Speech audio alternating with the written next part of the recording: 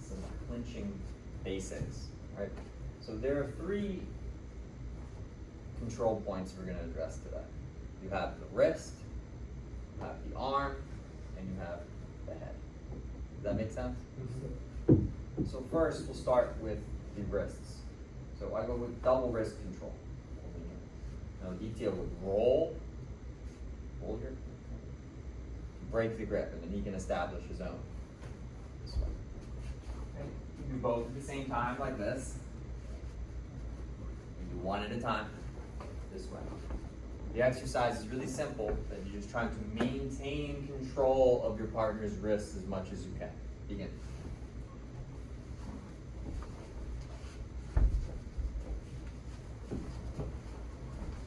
Good workout for your forearms here.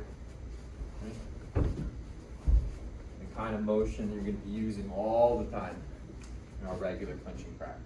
Does that make sense? The second one, we're going to turn our hands out and push on the biceps. Now if you notice, if I want to move him backwards, easy, right? He brings his arms to the inside, and then you can resist a lot better when he pushes. So for this one, you're trying to move each other around, right? Getting to that inside position and pushing on the biceps. Using your stance exactly right. You can do one arm at a time. You can do both arms same time. Notice I'm resisting a lot from the stance, from the legs. That inside control is still important.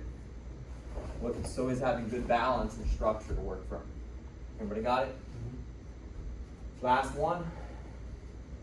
So we're going to get what's called a collar tie. Right? Good collar tie, the back of the head rather than the back of the neck. I'm pulling down, right? I'm also bringing the elbow in. If I let that elbow be out or loose, right, it's very easy for him to break it. If I'm pulling down and keeping that elbow in, much harder for him to do so. Still the kind of thing that's going to move and change often, but definitely a lot more resistance with the elbow in. If I can get both of my hands, it's double collar tie. Very strong position, and then I pull down, break his posture, I bring his head to my chest.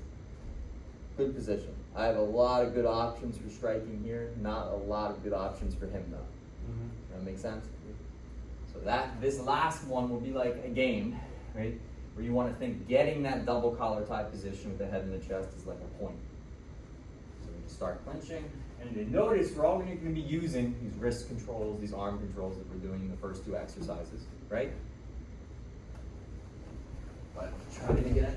Yeah, that'll be my point.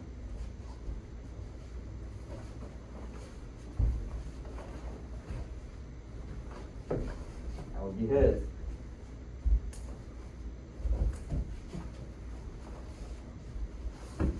So on and so forth. Does anybody have any questions?